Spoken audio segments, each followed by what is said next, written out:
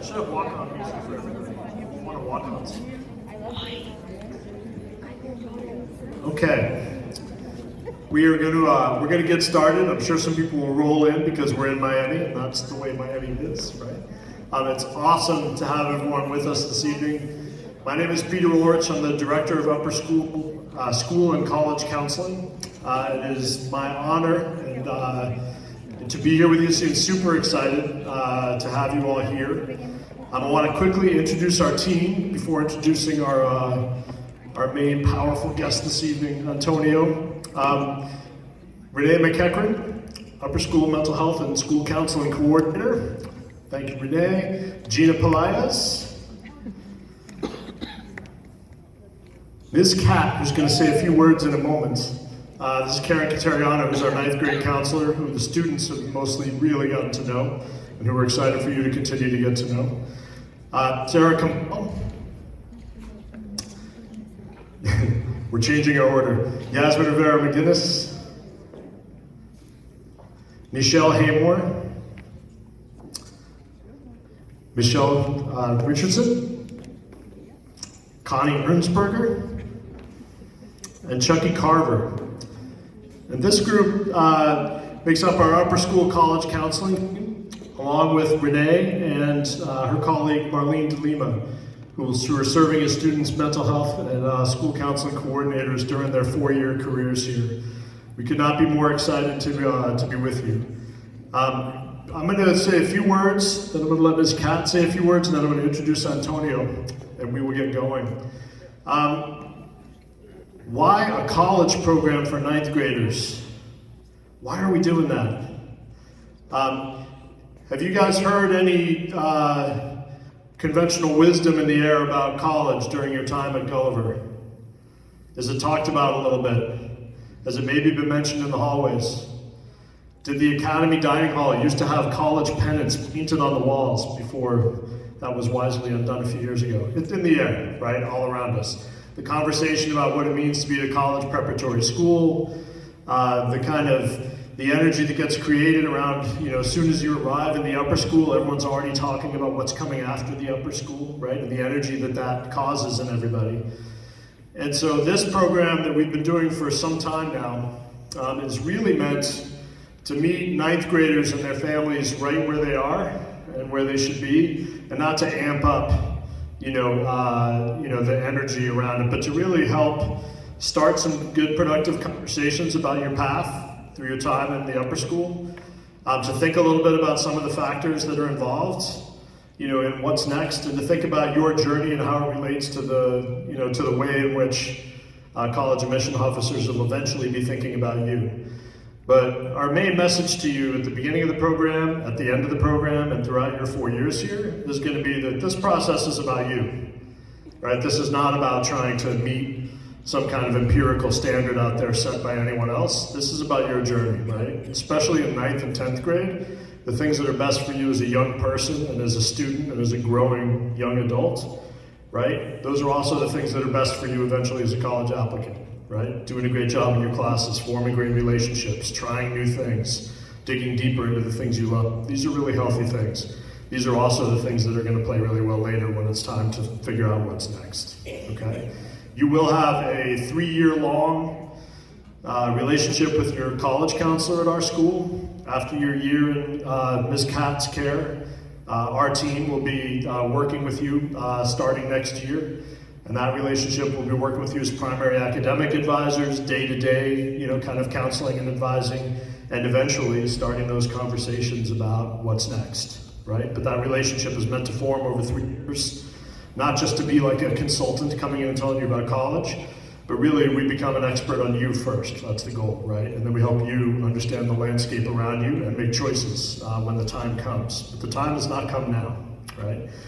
Tonight's program is really meant to be a lighthearted but really helpful look at kind of, even to poke fun a little bit at some of the ways people think about these things, right? But to help you leave here with some framework and thinking about how you're mapping your journey through high school, right? And how that relates to some of the considerations that may happen later on. Before I introduce Antonio, I want to allow Karen to say a few words to her charges.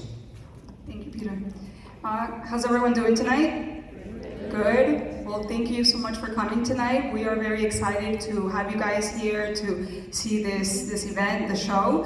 And but first of all, I just want to say thank you for trusting in me this year. The transition from 8th grade to 9th grade has been great. I've enjoyed working with your children, my students, this year, and I will continue to do so until the end of the school year. And as Mr. Ulrich said, by the end of this, for next year, I'm going to continue to help them for the transition to 10th grade. And yeah, it's been wonderful. And I think tonight is going to be a good event to get some ideas and things going on for next year. All right, so thank you and enjoy the show. You guys can applaud. It's good. Let's get some energy in the house. You don't have to applaud for me, but you absolutely have to applaud for Ms. Cat. So I want to introduce Antonio Serrano. Antonio, let's just get it out there, he's one of our favorites. Antonio is a 20-year admissions professional who has been for the last 7+ years an assistant director of admission at Ohio State and the coordinator for Florida regional, is it South? Just Florida and other parts of the southeast of Florida. Florida's plenty, right? And before that, Antonio spent years working at Nova and at Lynn. Antonio he's also the chair of our Florida Regional Admissions Committee group, which is a group that kind of coordinates all the regional admissions folks in the area and kind of helps share ideas and helps make the most of their time and their work together. Antonio is just a constant collaborator, someone who we always lean on for wisdom throughout our time. We love having him visit us at school, and we're super excited that he's joining us for this program tonight. And we want to thank you for joining us. So I'm going to hand the mic over to Antonio, and you're going to instantly, our college counseling staff, you're noticing that we're not exactly in adult dress code tonight. We're kids, starting right now, okay? And Antonio is going to take you through the life of some of the decisions and kinds of questions the college admission officers need to ask as they make evaluations. So please give it up for Antonio.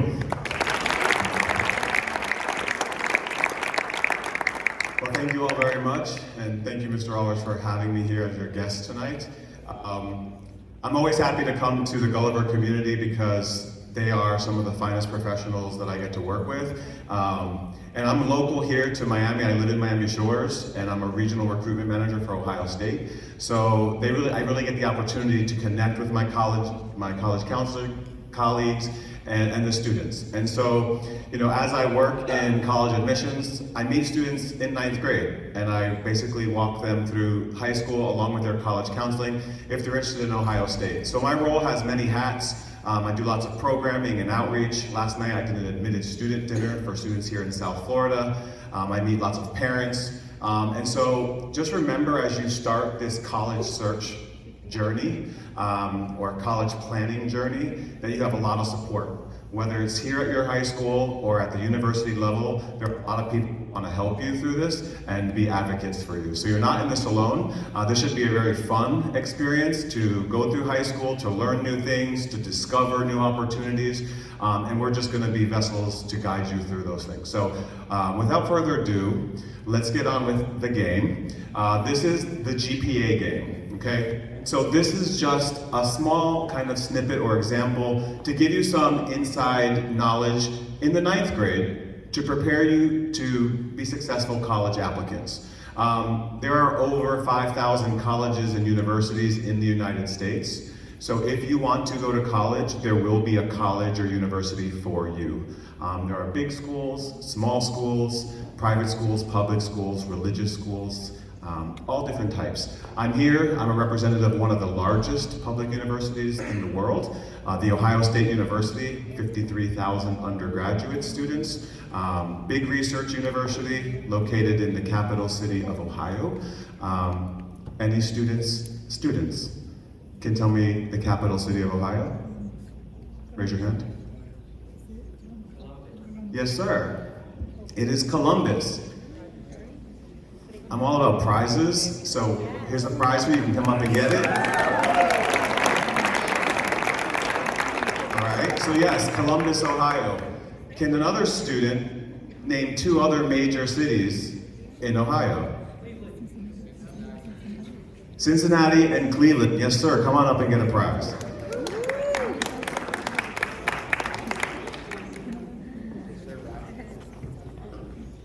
So we're going to be playing the GPA game. Can a student tell me what GPA stands for? Yes, sir. Come on up and get a prize.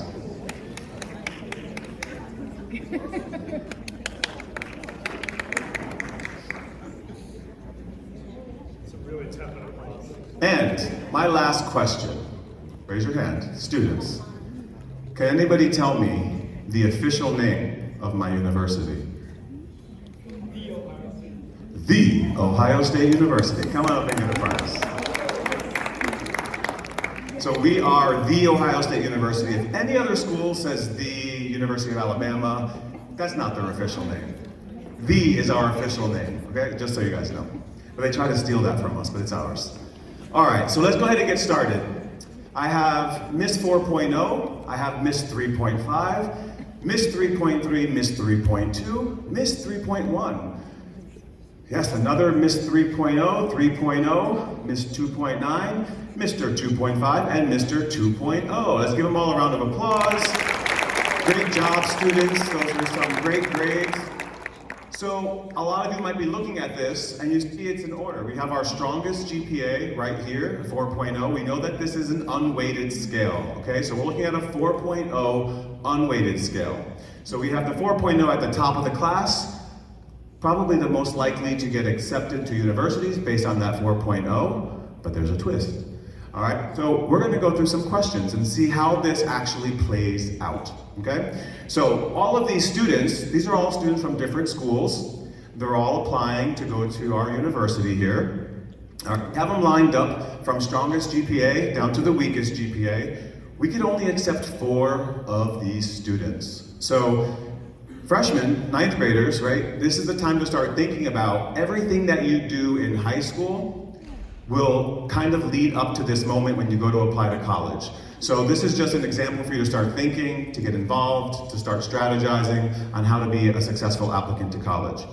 We're looking to bring in strong academics, but we also want some well-rounded students. So that's something that we're gonna take a look at. Okay, we also want to look at some of the different criteria that individual universities have, and so there are going to be some institutional priorities that are beyond the student's control. So even if you have the 4.0 and all the activities, you might not get the desired admissions decision that you're hoping for. And that has nothing to do with your performance or what you could have done. It really is all about that university's specific mission and their institutional priorities. Say, for example, we just got a brand new lacrosse team and one of our alumni donated $50 million for the startup of a lacrosse team. Well, if someone applies that year in lacrosse, we're going to want to sweep them up, right? So it all depends year to year what those colleges are looking for. All right, students, are you ready? Ready. All right, students, if you have taken the most rigorous courses year after year at your high school, please move up 3 spaces.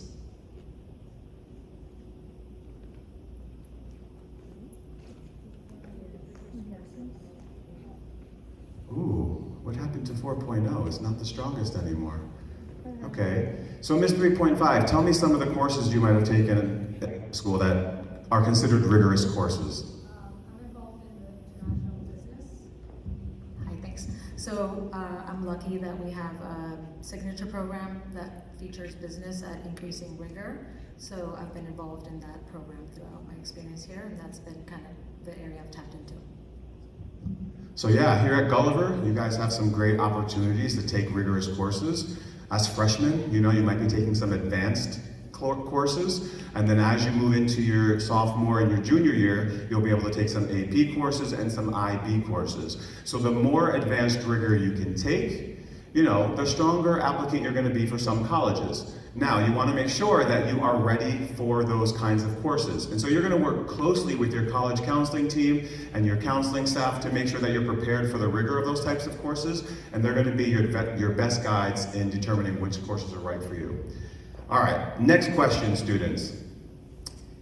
If you did not continue your foreign language through your senior year because you wanted to take an easier course load, please move down 2 spaces.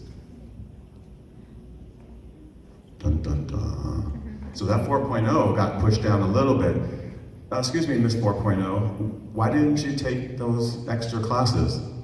Just really not into learning a new language. Not my thing. Not your thing, okay. Well, you can see that because it wasn't her thing, she kind of got pushed down a little bit on the spectrum. I can tell you that universities really are looking for students that go above and beyond the minimum graduation requirements. Okay, and so every state in the country has minimum high school graduation requirements, and at Ohio State this is the same. You know, if a student goes to Spanish 2, yeah, they're getting their minimum requirement, but we actually give that students a little extra points in our admissions process when they take Spanish 3 and Spanish 4 and maybe AP Spanish. So the more above the minimum requirements you go, the more up the scale you'll go, okay? And so just something to think about as you start planning your courses, and it doesn't have to be a foreign language, but maybe if you're good in math, you go above the minimum math requirements, or if it's English or history, just try to go above some of those state minimums, and that's gonna help you out. All right, next question. Students, if your transcript has a D in one of your classes, move down 3 spaces. Ouch. All right, so Miss 3.0, why did you get that D? Well, my freshman year, I really didn't know about advocating for myself, so when I got a D, I just didn't worry about it, and I didn't check in with my counselor to see what I could do to kind of make it better on my transcript. So I kind of forgot about it. Okay, well, sorry about that. Hey, Mr. 2.5, what about you? I'd never been in a school like Oliver before. I had never been in a school that was that tough, and I also help out with my family a lot, and I work on the weekends, and I just didn't know how to balance things when I first started, but I'm getting better. So students, listen, it's not the end of the world if you get a D, but make sure it's not too many of those, and always want to have what we call an upward grade trend, right? So if you get a D in your freshman year, you know, getting into high school, going into a college prep school like Gulliver, could be, you know, a little bit rigorous. What colleges like to see is that you progress above that. So if you do get a D early on, just make sure that you try not to get any more and then you get an upward grade trend as you go through high school. Next question, which relates to that last question. Students, if you wrote a letter explaining the circumstances of that D, please move up 1 space. All right. So big takeaway from this. If you do get that D, learn from your mistake, right? And when you apply to the university, make sure that you're using all the real estate on the application to explain what that was. Maybe you're going through a mental health crisis. Maybe there was something, a death in your family, or there was a move, or there was a divorce in the family. There are always life circumstances, but a college application is, we can only review an applicant based on what they share with us. So the more you share with the admissions office, the better subjective kind of decision we can come up with. So please share any reasoning for that D when you apply to colleges. All right, students, good job so far. You can see a trend here. Right? Not just the best GPA is always at the top of the class, but let's keep going. If you chose, students, to take fewer honors courses and AP courses to protect your GPA, move down 2 spaces. What do you see, students? Anybody want to show me what they're noticing yet? Nice and loud. Yeah, 4.0 is going down a lot. Why do you think? Not sure? Anybody else? Yeah. I think 4.0 is going down a lot because we decided to take easier classes and we have their grades. Yeah, exactly what I asked, right? 4.0 was getting all A's, and A is a 4.0. But this was a student who was getting all A's. So college admissions counselors and college admissions committees are going to see that. They were taking a lot of general courses, they were getting all A's, which means they had the capacity to push themselves a little bit harder and take some of that advanced coursework. So the fact that they didn't showed a little bit of lack of effort there, and so that might push them down in our applicant pool. So 4.0, strong GPA, but we would rather see a B plus in a more rigorous course load than all A's in a non-rigorous course load, okay? So think about that as you start planning your classes from 9th grade onto your senior year. How can you be competitive with those classes, especially if you're maintaining A's already? All right. If you do not meet the minimum GPA standard of this college, please sit down. You're not eligible. Goodbye, Mr. 2.0. All right, so this brings up a really good point. Like I said at the beginning of the game, there are over 5,000 colleges and universities. You want to make sure that you're picking the right university for you. You're not going to pick a college because your parents went there. You're not going to pick a college because your brother and sister or your friends are going there. You're going to pick a college based on where you fit academically. So you're going to look for an academic fit, a social fit, and then the last fit would be financial fit, all right? So it's a very unique experience to individual students. So 2.0 probably reached a little bit too high for this university, so we're going to just let him be denied. And it's not rejected, okay? We don't reject students at our schools, we just deny them admissions, because they're all amazing students in their own way, but we get lots of applicants. And so for this applicant cycle, we're just going to deny admission for them for this year. All right, let's go into the SAT students. This is a big deal, because the Florida state system requires SAT, all right? And then we know that there are some test optional schools out there, so we're gonna get into SAT, ACT right now. So, if your SAT is in the top 10% of the college's range scores, move up 2 spaces. All right, so Miss 3.0, she's in our top 10% of college testing, so that is going to be a factor. Did you have anything to share on that, Miss 3.0? Yeah. So what I did is I took advantage of the Revolution Prep classes that are offered at my school and did test prep. After I saw my PSAT score in 10th grade, I then saw areas where I can improve. I did my test prep. I took a test and saw where I wanted to improve it. And once I got the score, after the second time, I kind of settled on that because it was what I needed to achieve my goals for testing. Great job, and good advice. So it's recommended that students shouldn't take an SAT or ACT more than 3 times, okay? A lot of colleges will only want the best of 3 scores. So as you start to prepare for taking those exams, and in 10th grade, so next year you're gonna take the PSAT, which is a practice one, and then in your junior year, you're gonna start taking the SAT or the ACT.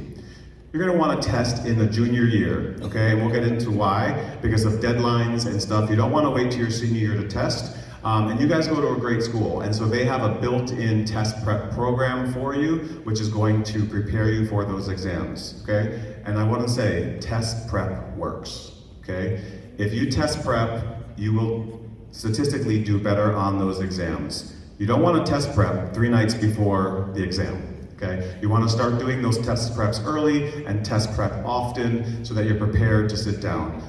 So keep that in mind as you go through. All right, students, if your SAT falls within our institution's middle 50%, can you move up 1 space?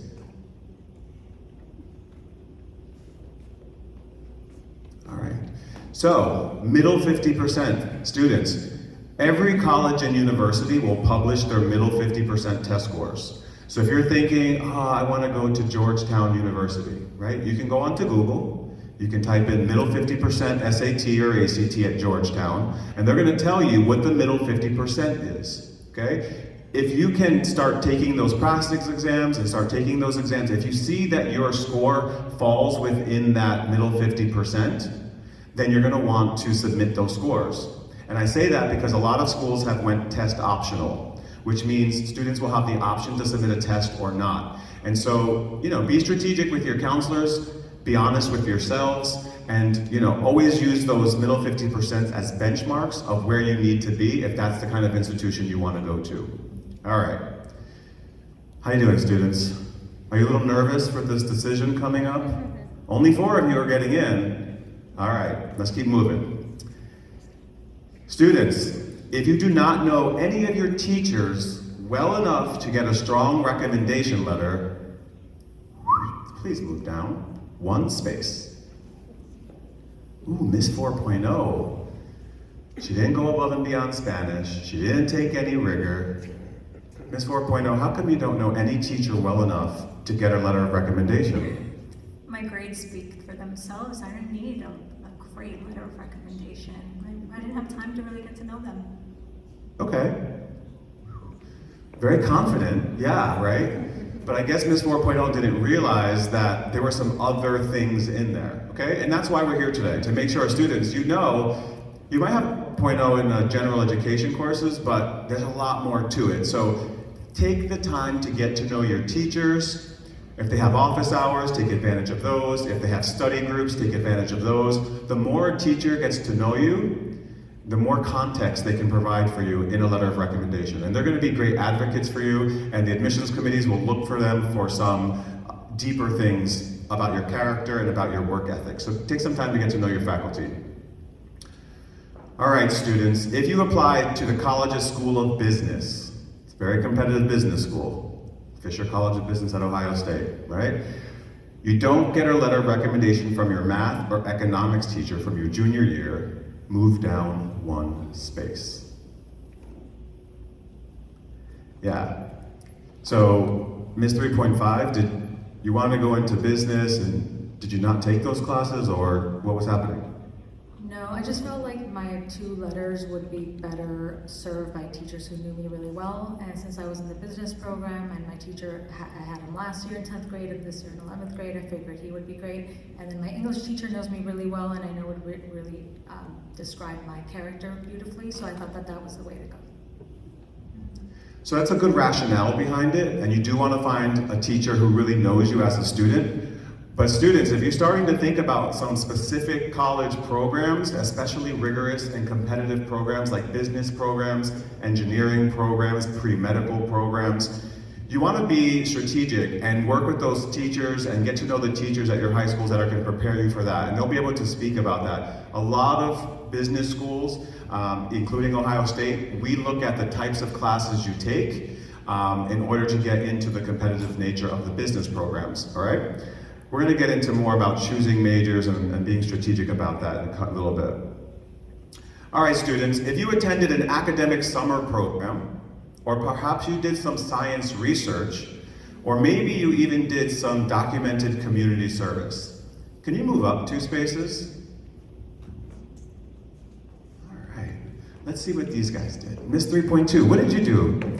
I attended a summer program at a college that I really enjoyed because I wanted to see what the college was like, get a little taste of college experience, and try a college class. Yeah, that's fantastic. Really shows a level of, planning and forward thinking and starting to think about what's going to be the right fit for you. So good job on that. Miss 3.0, what did you do? Well, I did a service project where I was able to get over 2,000 hours of community service, and I partnered with local hotels to collect shampoos and conditioners, and I donated them to charities within the community. Wow, that's pretty impressive. I've been doing college admissions for 20 years, Miss 3.0, and that's not a common thing, right? What's common are things like sports and music. When you go to high schools, a lot of students say, I do sports, I do music. But when you go to a school and a young person stands up and they're saying, I'm doing social justice initiatives, or I'm thinking about our society or the community, that's a little less common than some of those other, school-sponsored things. So that would definitely stand out in a college admissions process. Good for you, Ms. 3.0. All right, question 13, students. It's getting nerve-wracking here. Who's gonna be? If you have not participated in meaningful extracurricular activities, move down 1 space.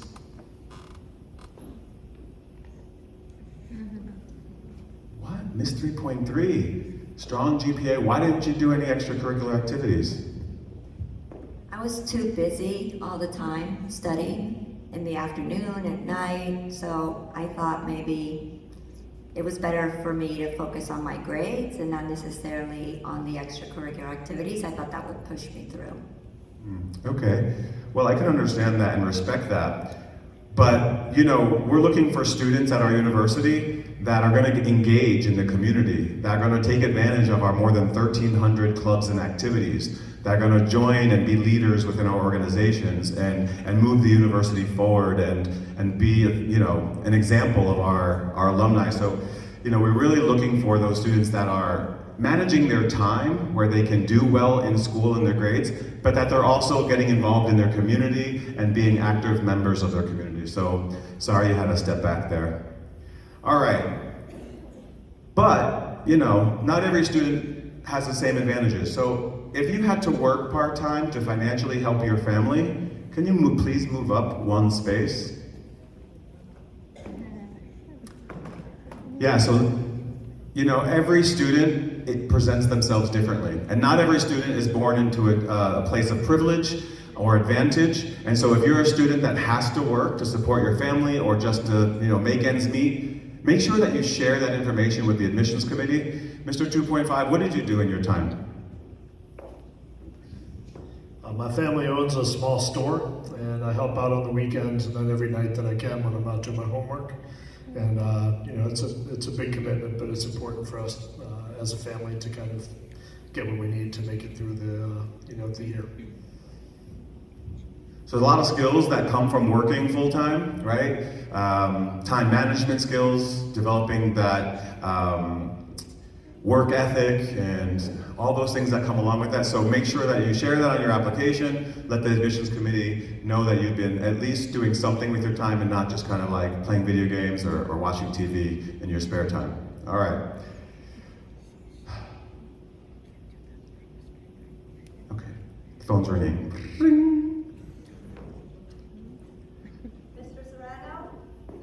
Hello? Hello? Hello? Yes, this is Mr. Serrano. Hi, Mr. Serrano. I'm at Gulliver Prep. I'm a senior this year, and I unfortunately missed your meeting today. I know you were on campus, but I was taking a test in physics. I am so sorry. Is there anything I can do? Is there anyone I can call? My counselor said to call you, so I'm interested. Your university is it for me, so I wanted to let you know why I missed it. Well, thank you so much for that call. I did miss you during my visit, but I could appreciate that you had to take that physics exam. How did you do on that physics exam? Aced it. Ah, that's what I wanted to hear. Good job. Well, I really appreciate the phone call. It really shows a level of commitment. And you know what? I'm going to log it in my system right now that you made that call. So when we're like, you know, tracking demonstrated interest, I know that you reached out. And I hopefully will look forward to seeing you in November at the college fair or at one of our admitted student events up on campus, or, you know, preview events up on campus. So thank you for reaching out. Good job. You can move up one space.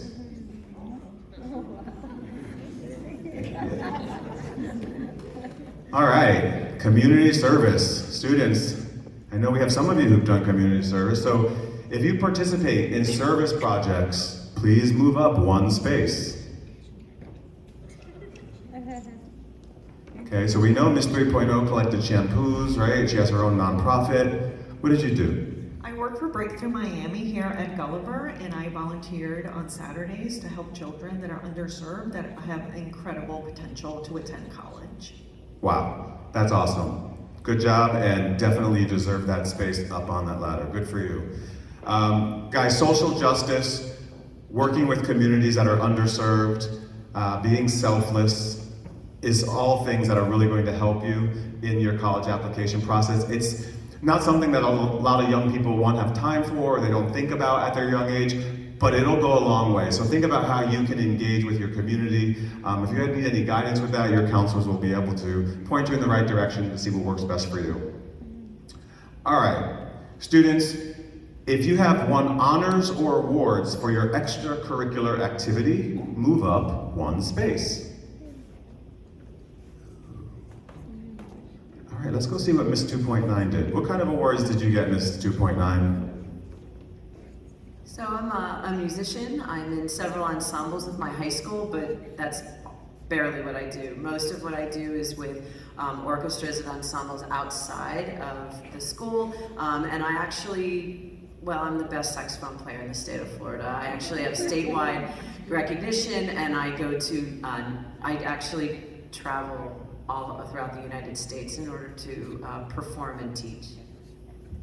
Very nice. We have a wonderful orchestra at our university, and we're actually short saxophone players.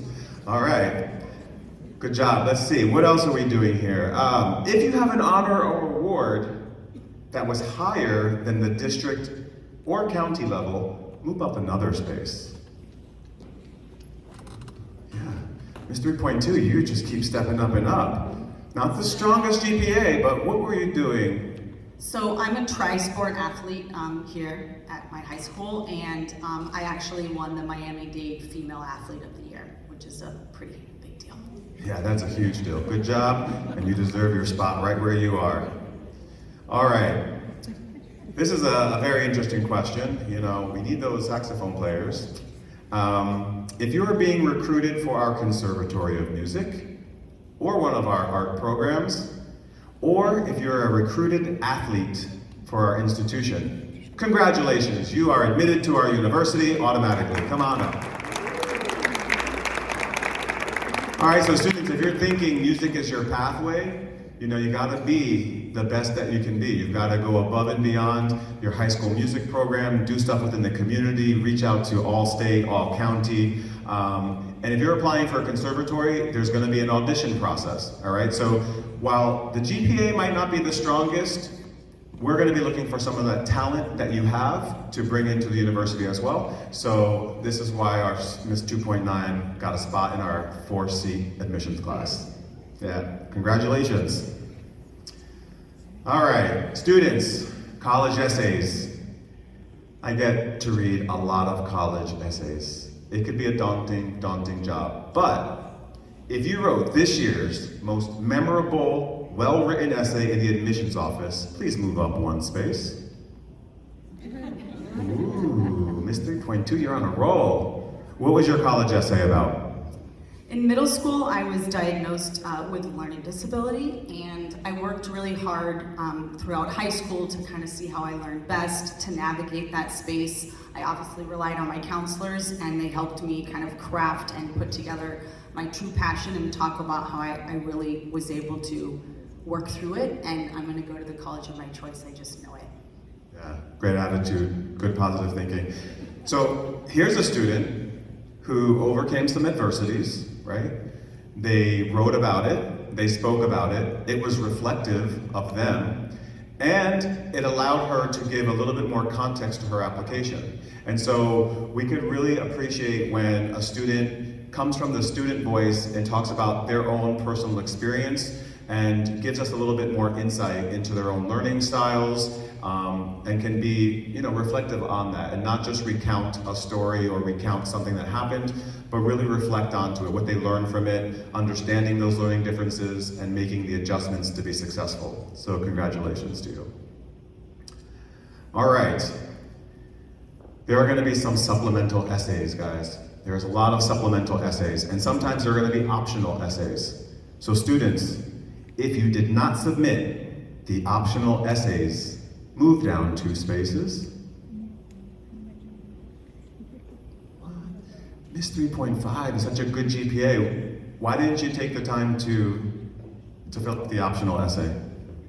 Honestly, I think I got overwhelmed and I applied to too many colleges. I applied to 13, and then Ohio State University came on my radar kind of later in the game, and by the time I got it together, it was kind of too late to get it done. But I'm sorry.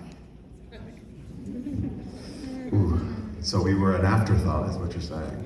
So we're not your first choice. Will you even enroll if we admit you? We don't have a lot of spaces, so I don't know if I want to give it up to someone who's not sure they're going to come. Oh, okay. Well, listen, you really should take advantage of all the real estate on the application, okay? When they say optional, it means to do it. It really helps us to weed out the ones who want to be there and the ones who don't want to be there. We received over 80,000 applicants this year, and so without completing those optional essays, it's going to lessen your chances of getting into the institution. So Yeah, did you move down 2 spaces already? Okay, all right, you sure? I'm watching. All right.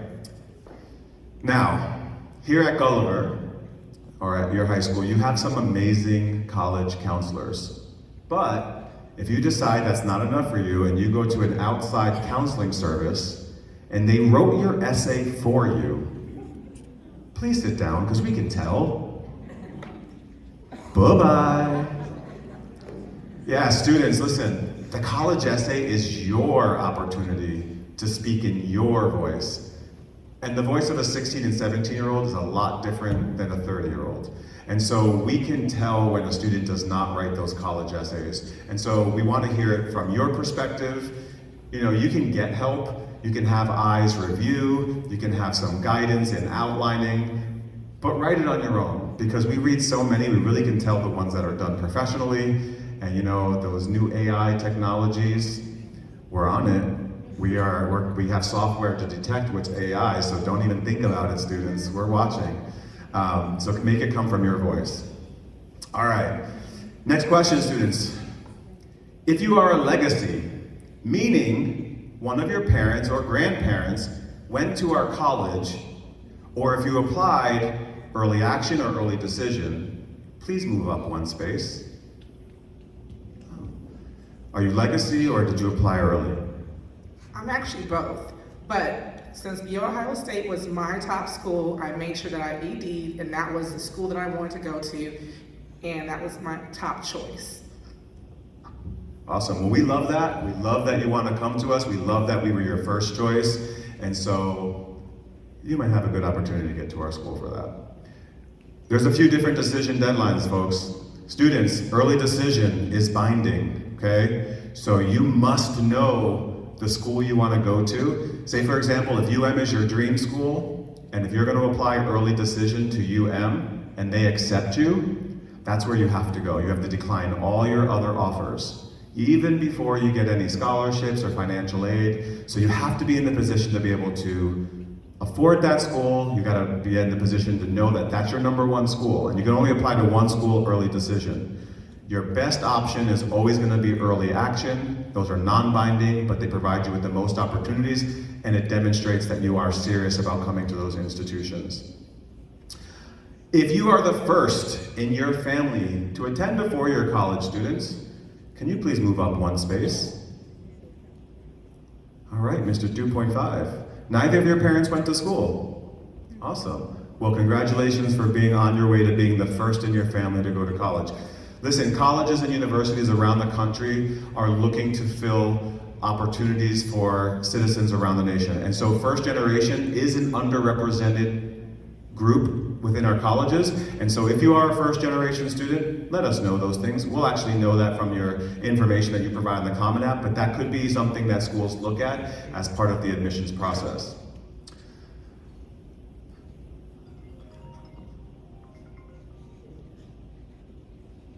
Hello, Mr. Serrano speaking. Hi, Antonio. I don't know if you got my last 3 messages. My daughter is in 12th grade, and I really want her to go to your university next year. I love your community service programs. She has high grades and SAT scores. She's at the top of her class. She's won so many awards. I love your school, and I want you to know how serious we are about your university. Okay, Mr. Jeffries, thank you for calling. Bye. Oh Lord, one of those helicopter parents. If that was your parent, move down 1 space. Oh. Parents, this is not your college journey. We want you to be there, we want you to support your students, we want you to advocate for your students, but every communication that happens with the university should be with the student. The application is in the student's name, and the students call us. Make sure that the email is the student's email address. So we get lots of phone calls. We really want to talk to the students. And so, yeah, you don't want to be one of those parents that constantly calls our office and kind of could possibly hurt your students' chances of getting in. All right, next question, students. This is a big one. If you have 2 GPAC violations, can you please sit down? Yeah. please tell us, what did you do? I'm a little bit embarrassed to share this, but it happened, right? So, it's the first time it was with the science homework. So my teacher was talking about like photosynthesis, cellular respiration, and it was just really confusing. And I had a lot going on, like it was too much. So I asked my friend who like got the whole thing, right? All the cycles and everything, she understood the whole thing. So I texted her and I said, can you please send me a picture of it? Because I don't get it, I don't understand it, and I know the teacher's gonna collect it, and it's expected that I turn it in. So she took a picture of it and sent it to me, and I like copied the whole thing, exactly. And I changed a couple words, but it was pretty obvious that, so my teacher, when she collected it, she obviously noticed because, I wasn't good at copying and kind of changing it up a little bit.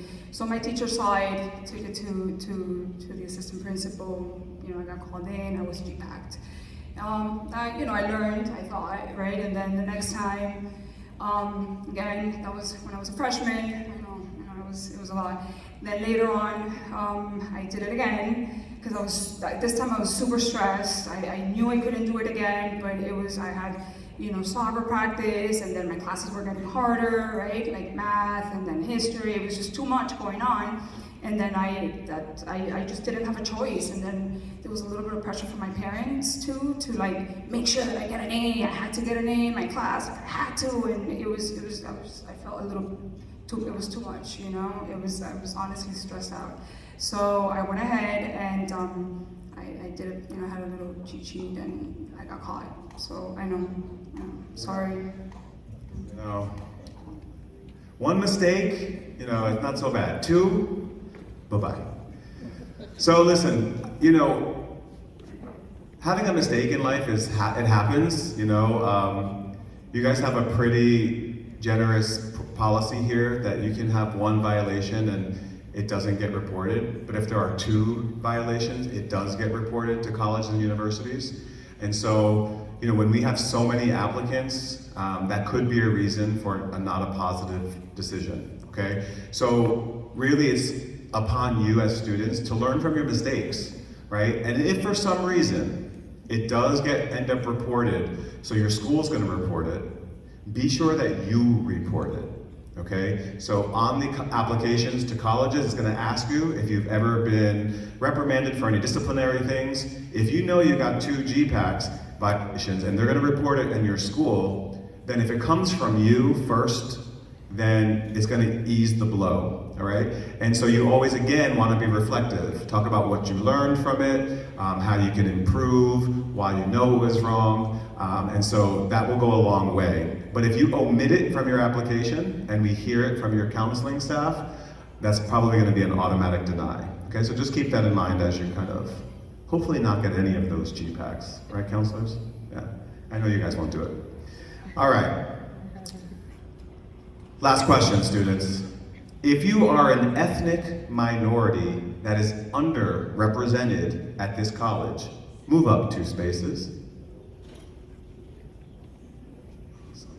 All right, so Ms. 3.0, what's your ethnic background? I'm Latina. Latina, yes, that is an underrepresented group at our university. So we consider African American, Black, Latina, Latinx, and Hawaiian Pacific Islander a underrepresented minority. Caucasian, Middle Eastern, Asian are not considered underrepresented. So when you look at colleges and universities, in order for us to diversify our class, a lot of our institutions are majority Caucasian, and so we might take that into consideration as we review. All right, so students, what do you see here? You wanna, yeah. 4.0 is all the way at the end. Yeah, so Ms. 4.0, she did a really good job, but she didn't take any rigor. She didn't go above and beyond with her Spanish courses. She didn't get a letter of recommendation from a teacher because she didn't think it was important. So she kind of got a little too comfortable with that 4.0 and just thought she was going to coast. But she quickly realized that she's not going to be at the top of her class just with that 4.0. So Ms. 4.0, I'm sorry, we're going to have to deny you. All right, so You guys are the admissions committee. Do we admit? Yeah, that's correct. We're going to admit Miss 3.0. She got her own nonprofit. She's done community service. She's maintained strong grades. She's got rigorous coursework. So yes, we're going to let her have a spot. Students, Miss 3.2, admit? Absolutely.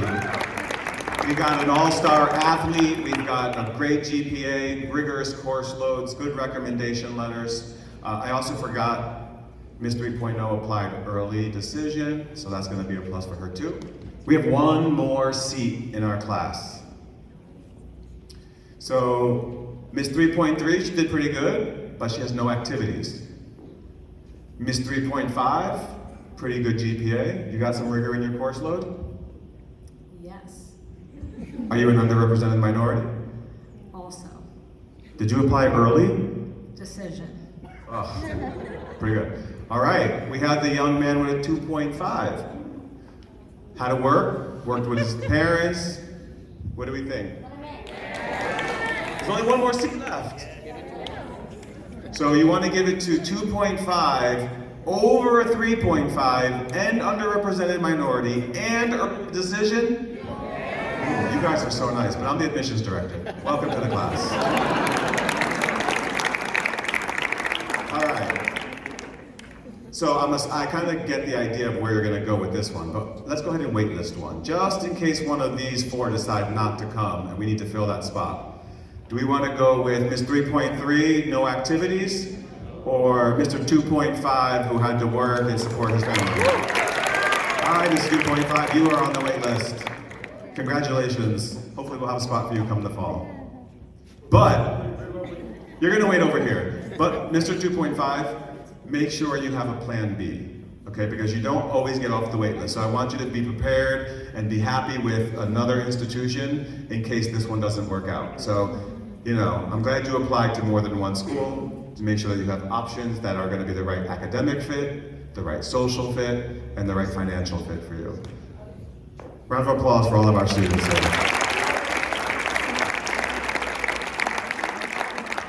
She's mad, yeah. She's a little disappointed, right? She thought she had a really good GPA. Listen, you did a good job, and there's going to be a home for you at another institution. Hopefully you applied, and you'll find a great place and you'll have an amazing experience. But for this institution, we have our class. Congratulations to all of you. Antonio, don't go away yet.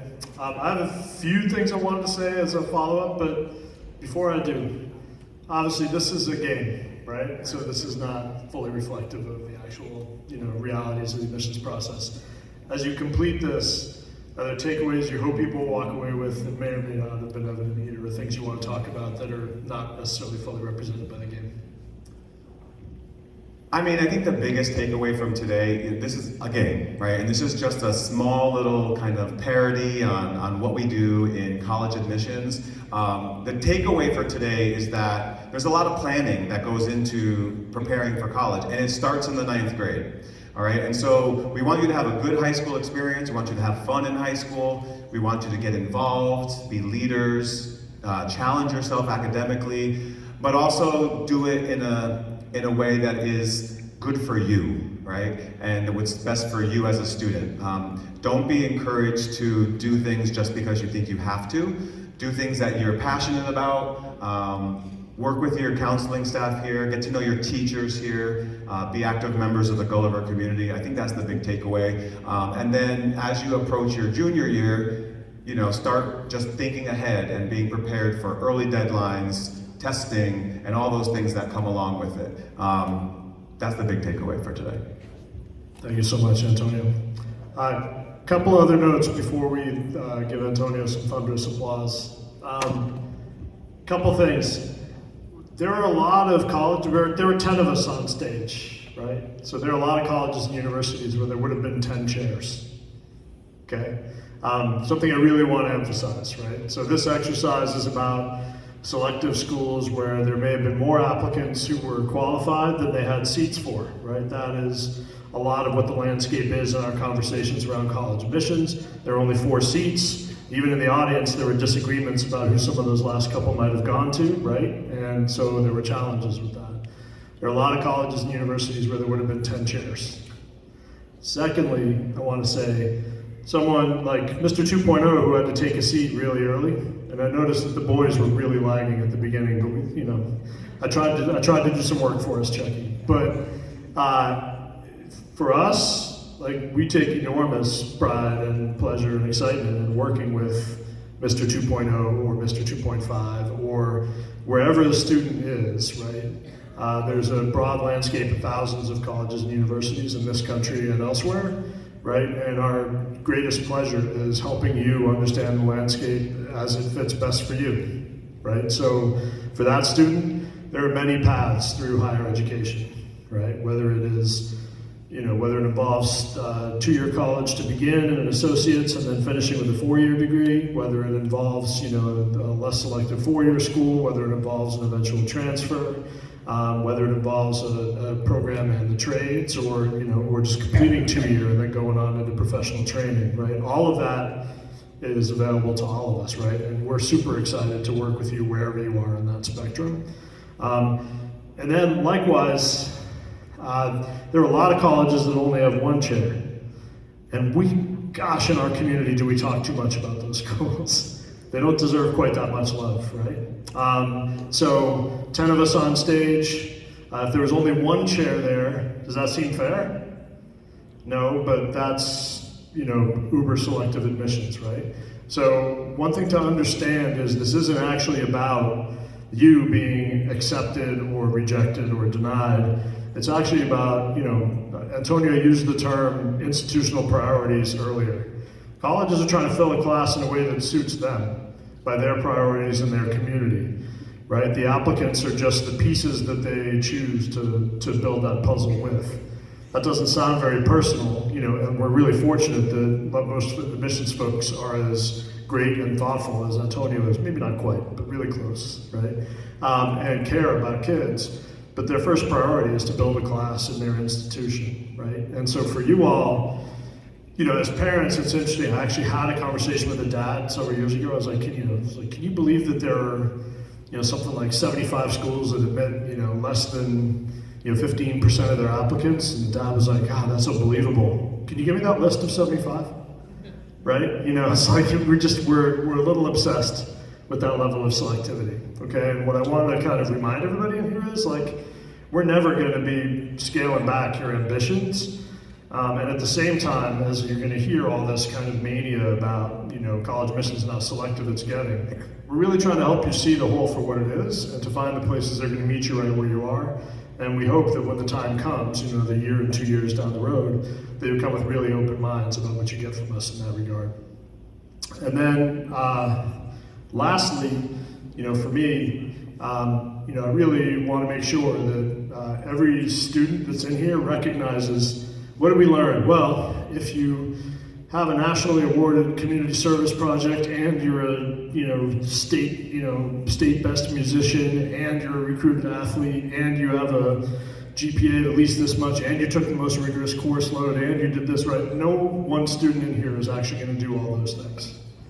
You're not, right? Doesn't matter how hard you try to build that mosaic right now, you're not going to do them all. So then, the choices you make, instead of trying to make them reflective of what Antonio wants or what you think Antonio wants, they have to be reflective of you, right? And the choices that you make and the things that you decide to invest yourselves in, for some of you, that's going to be some combination of, STEM academic stuff and athletics. For others of you, it'll be music. For others of you, it'll be, for some of you, it'll be manga. For some of you, it'll be art, right? It'll be any number of things. They're not going to do them all, and so the choices you make need to be about the things that are reflective of who you are. They're going to help you grow into the person that you're trying to be, and then we'll help you find the schools that are going to value you for who you are, right? Rather than trying to squeeze yourself into all these boxes, make the colleges come find you for who you are, right? And then let us help you find the places that are going to meet you where you want to be met. Okay? Anything else that everyone else wants to add? Right. Ms. Capel and those who organize it. By the way, huge thanks to Sarah Capel, especially for organizing this event. And to the whole team for all the work they put into it. We do have some lovely pencils So students, please take one to celebrate your class as you get ready to leave. And any other wisdom people want to drop or other thoughts that people have? Finish this quarter strong. The quarter ends on Friday, guys. And parents, please do not in the next 2 days inundate Ms. Cat with emails about demanding instant meetings to make choices about college admissions. She's meeting with all your students about their course selections for next year. Busy couple of days after break if you want to reach out and say hey. I know that she'll be really glad to do that. But we've really enjoyed being with you. And a huge thanks to Antonio. And we're really grateful for everyone being here tonight. Is that a question in the back? Bold, okay. What's the difference between a weighted GPA and a GPA? That's an awesome question. Thank you for asking that. So I'll speak about it from our side, from the Gulliver side, right? Gulliver has a process of valuing grades in a certain way on our transcripts. There's a key on the transcript that tells college readers like Antonio what our weighting system is. So for us, if you're in an honors class on a 4-point scale, there's an additional point added for each honors class. And if you're in an advanced or IB or AP class, it's 2 points, right? So there's a possible 6.33. However, on the college side, they may have their own ideas. It varies from school to school on what a weighted and unweighted GPA is. At Ohio State, we're going to use Gulliver's weighted GPA. All right, so we will trust the high school. We're going to look at the profile of Gulliver as we review each applicant from Gulliver. Some other universities, they might break it down. All right, and so they're going to look at some of the core classes, math, science, social sciences, and English, and then they're going to come up with their own GPA scale, and they might also give a weight to that, but on their own scale. And so they're looking at more of the context of their entire applicant pool. So whether you're going to a college or university that'll use your weighted GPA, or you go to a college that will recalculate, those are all different options within the landscape of college admissions. One last question. On the AP classes, is it still that you have to score a 3 out of 5 to get the college credit? It depends on the university, and it depends on your major. So colleges and universities do not look at the exam scores as part of the application process. So students, if you decide to take an advanced class or an AP class or an IB class, the performance in the class is what we're looking at for college admissions. If you want those classes to come with you to our institutions as college credit, it depends, right? So if you're taking an AP physics class and you're going into engineering, you might need a 4 or a 5. But if you're going into communications and you have an AP bio class, you might just need a 3. And so it really depends on the class, your major, and the institution. AP and IB is recognized all over the United States, and a lot of our institutions will have a matrix right on our websites, so you can see what you need on those exams and what it'll come in as. So English Lit AP will come in at the 1100 level at Ohio State if you get with a 3. If you go with a 4 or 5, it'll come at the 1200 level. And so it just depends on the institution you're going to. So I'm going to cut it here because I know we advertised the program to be kind of light and straight, not to get too much into the weeds. Obviously, as we close up, if there are individual questions real quick, we're glad to answer a few as we close up. But a huge thanks again to Antonio for helping us out this evening.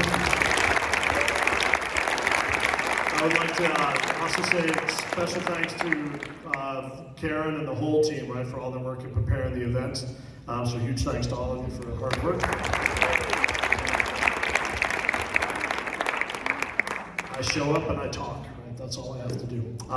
So please remember to get pencils on the way out, and have an amazing, amazing break as we get through this next couple of days and a great end of the quarter. Great to see you all. Thanks for coming.